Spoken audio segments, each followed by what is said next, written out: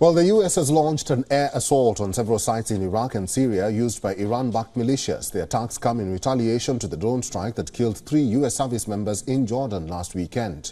U.S. Central Command said the strikes were targeted at Iran's Islamic Revolutionary Guard Corps Quds Force and affiliated militia groups.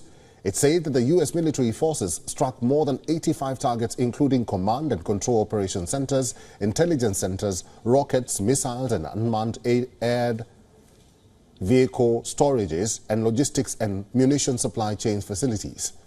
The White House said that the American strikes against Iran-linked targets in Iraq and Syria took place over 30 minutes and were apparently successful. Meanwhile, the Syrian Observatory for Human Rights War Monitor claims at least 18 pro-Iranian fighters were killed in the strikes in eastern Syria. Observatory chief said that at least 26 major sites housing pro-Iranian group were destroyed, including weapons depots. The Iraqi military has condemned the strikes and said they could ignite further instability in that region. Iraqi military spokesperson Yahya Rasool said, and I quote, "These airstrikes constitute a violation of Iraqi sovereignty, undermine the efforts of the Iraqi government, and pose a threat that could lead Iraq and the region into dire consequences."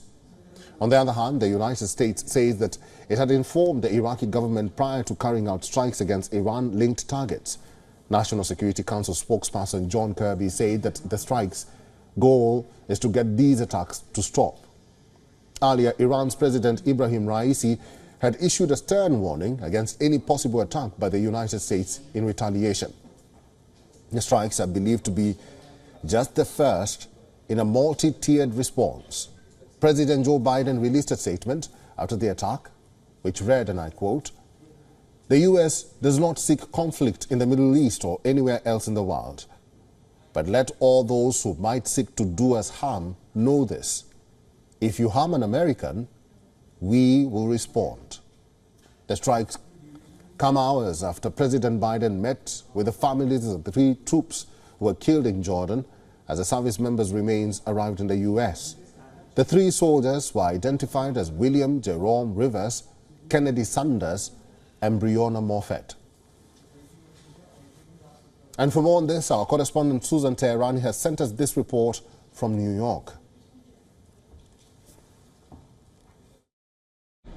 President Biden and his aides say that this was just day 1 of what is likely to be a campaign that will last days, even weeks of retaliatory strikes. Until now, the Biden administration had hoped that the United States wouldn't be dragged into a wider conflict in an already unstable region. Notably, the Biden administration did not want its proxy war with Iran to spill over to a direct conflict with Tehran. However, with these latest strikes and these developments, the possibility of that is inching closer. President Biden's critics say that his efforts may have been too late and they don't deter Iranian proxies in the region and keep American troops safe.